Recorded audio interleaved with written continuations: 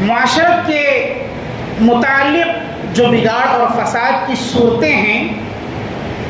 ان معاشرتی بگاڑ کی کیا علتیں ہیں اور اس کے کیا اسباب ہیں، انشاءاللہ آج اس پر گفتگو کریں گے۔ اللہ تعالیٰ سے دعا گو ہوں اللہ تبارک و تعالیٰ سب سے پہلے قائل کو، اس کے بعد آپ تمام عاملین کو عمل کی توفیق عطا فرمائے، آمین یا رب العالمین۔ معاشرہ ان افراد کو کہا جاتا ہے جہاں پر لوگوں کا جمع غفیر ہوتا ہے۔ مسلمانوں کی معیشت جہاں پر پائی جاتی ہے اسے معاشرہ کہا جائے گا۔ اس معاشرے کے سلسلے میں ضروری اور اہم بات جو اللہ کے نبی کریم صلی اللہ علیہ وسلم سے ہے کہ اپنے معاشرے کے خاص کر ان احوال کا ہمیں اہتمام کرنا چاہیے جو احوال ہمارے معاشرے میں درپیش ہوتے ہیں۔ کثرت سے اللہ کے نبی صلی اللہ علیہ وسلم کی زندگی کا اگر مطالعہ کیا جائے تو آپ کو پتہ چلے گا کہ اللہ کے نبی صلی اللہ علیہ وسلم نے اپنی زندگی میں معاشرے کو بڑا دخل دیا ہے، معاشرے کے معاملات میں کبھی کوتاہی نہیں کی ہے۔ حتیٰ کہ اللہ تبارک و تعالیٰ نے قرآن مجید کے اندر فَأَصْلِحُوا بَيْنَ أَخَوَيْكُمْ کے ذریعے کہا کہ جب معاشرے کے بگاڑ اور فساد کی جب باری آئے تو ایسی صورت میں صلح کا معاملہ آپسی طور پر کیا جانا چاہیے، صلح کے معاملات کو سلجھانے کی فکر کرنی چاہیے اور ان معاملات کو دیکھنا چاہیے جن معاملات سے بگاڑ اور فساد آتا ہے۔ چلیں انشاءاللہ باتیں آپ کے سامنے گوشے گزار کروں تاکہ آپ لوگوں کو پتہ چلے کہ معاشرے کے بگاڑ اور فساد میں کن چیزوں کا ہاتھ ہے۔ اول شے جو معاشرے کے بگاڑ اور فساد کا سبب بنتی ہے وہ چیز یہ ہے کہ آدمی چاہتا یہ ہے کہ اپنی بات لوگوں سے منوا لے، اپنی اس چیز کو لوگوں سے چاہے جو وہ چاہتا ہے، لیکن کبھی آپ دیکھیں گے وہ خود اس پر عمل پیرا نہیں ہوتا ہے۔ واضح الفاظ میں کہوں تو انسان کی ہمیشہ یہ چاہت ہوتی ہے کہ لوگ اس کے تمام حقوق کو ادا کریں، لیکن وہ کسی کا حق ادا کرنا نہیں چاہتا ہے۔ سب سے مصیبت والی بات یہی ہے، پریشانی اور دقت والی بات ہمارے اور آپ کے لیے یہی ہے کہ ہم نہیں چاہتے ہیں کہ کسی کا ہماری جانب سے حق ادا ہو، لیکن ہماری چاہت بڑی یہ ہوتی ہے کہ لوگ ہماری حق تلفی نہ کریں۔ یہ ممکن نہیں ہے کہ کسی معاشرے کے اندر آپ رہتے ہیں اور لوگوں کے حقوق آپ ادا نہ کریں اور اپنے حقوق کے لیے آپ لڑنے اور مارنے کے لیے تیار ہو جائیں۔ یہ معاشرے کے فسادات اور بگاڑ میں سے ہے کہ اپنے حقوق کو جس طرح آپ چاہتے ہیں لوگوں سے آپ کو لوگ آپ کا حق دیں، اسی طریقے سے آپ کو بھی چاہیے کہ آپ کے معاشرے کا حق ادا کرنے کی فکر کریں۔ عموماً ہمارے معاشرے کے بگاڑ اور فساد کا سبب یہی بنتا ہے کہ لوگوں کی حق تلفی، لوگوں کے ساتھ ان کا حق نہ دینا، یہ ہمارے فسادات میں اول درجہ رکھتا ہے، جس کی وجہ سے قرآن مجید کے اندر کہا گیا ان لوگوں کے بارے میں وَإِذَا قِيلَ لَهُمْ لَا تُفْسِدُوا فِي الْأَرْضِ قَالُوا إِنَّمَا نَحْنُ مُصْلِحُونَ۔ جب کہا جاتا ہے ایسے لوگوں سے کہ تم زمین کے اندر ایسی چیز، ایسی فساد کو کیوں برپا کرتے ہو، یہ چاہتے ہو کہ لوگ تمہارا حق تو ادا کریں لیکن تم لوگوں کے حقوق ادا نہیں کرتے ہو، قالوا انما نحن مصلحون۔ اے فسادیوں، اللہ تبارک و تعالیٰ کہتا ہے جو فساد مچاتے ہیں ان لوگوں کو سن لینا چاہیے کہ جو مصلحت کی بات کرتے ہیں، صلح کی بات کرتے ہیں، فساد کو دور کرنے کی بات کرتے ہیں، حقیقت میں یہی فسادی اور بگاڑنے والے ہیں۔ اللہ تبارک و تعالیٰ کا واضح کلام ہے ان لوگوں کے لیے جو چاہتے یہ ہیں کہ لوگوں سے فساد ختم ہو جائے اور اپنی زبانوں پر دیکھیں گے وہ کہ وہ اپنی زبانیں پر مصلحت کی بات کریں گے، صلح کی بات کریں گے، اچھی بھلی بات کریں گے، لیکن حقیقت میں فسادی یہی لوگ ہیں جو اللہ تبارک و تعالیٰ کے کلام سے واضح ہے کہ جب ان سے کہا جائے کہ زمین کے اندر تم رہے اور رہتے ہوئے فساد نہ مچایا کرو تو کہا جائے گا کہ ہم تو صلح کرنے والے لوگ ہیں، ہم فساد نہیں مچاتے۔ معاشرے کے اندر آپ دیکھیں گے ان لوگوں کو جو فساد کو ختم کرنے کی فکر کرتے ہیں، حقیقت کے فسادی آپ کو وہی نظر آئیں گے۔ بڑے افسوس کی بات ہے، اس معاشرے کے اندر سے اگر فساد ختم کرنا ہے تو ان مفسدوں کو، ان فساد مچانے والوں کو جو اپنی زبانوں سے تو یہ چاہتے ہیں کہ مصلحت کی بات کرتے ہیں، مصلحت چاہتے ہیں اور صلح کی بات چاہتے ہیں، پہلے خود سے فساد کو ختم کرے. جب تک خود سے فساد ختم نہ ہوگا تب تک صلح والی بات اپنی زبان پر نہ لائے. اللہ تبارک و تعالیٰ نے قرآن مجید کے اندر کہا کہ وہ لوگ جو ایسی بات کہتے ہیں جس پر وہ خود عمل پیرا نہیں ہوتے ہیں، ایسی بات انہیں نہ کہنی چاہیے. لِمَ تَقُولُونَ مَا لَا تَفْعَلُونَ، اے لوگوں زبان سے وہ بات ہی کیوں کہتے ہو جس کو تم کرنا نہیں چاہتے ہو، جس کام کو تم کرنا نہیں چاہتے ہو اس بات کی زبان سے کہنے کا کیا فائدہ ہے. تو آج کے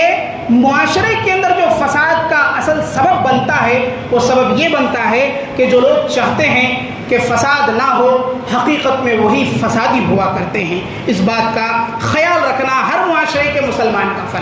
فرد کا جو ہے ایک فریضہ بنتا ہے. اسی طریقے سے جب آپ لوگوں کی برائیوں پر خاموشی اختیار کرنے والے بن جائیں، لوگوں کے درمیان فتنہ فساد کو ختم نہ کرنے والے آپ بن جائیں، یقین مان لیجئے آپ کا فساد اور بگاڑ کبھی معاشرے سے ختم نہ ہوگا. اللہ کے نبی کریم صلی اللہ علیہ وسلم نے فرمایا من رأى منکم منکرا فلیغیر بیدہ فإن لم يستطع فبلسانه فإن لم يستطع فبقلبه ذلك اضعف الایمان. اللہ کے نبی کریم صلی اللہ علیہ وسلم فرماتے ہیں آپ جب کسی منکر کام کو دیکھیں، غلط کام کو دیکھیں، گناہ کے کام کو دیکھیں، فساد کے کام کو دیکھیں، بگاڑ کے کام کو دیکھیں، دین اسلام کے اندر مسلمانوں کے معاشرے کے اندر آپ کا اور میرا حق بنتا ہے کہ ہم اس منکر کام کے اوپر اپنی حتی الامکان طاقت کے ساتھ کوشش کریں کہ اسے روک دیں.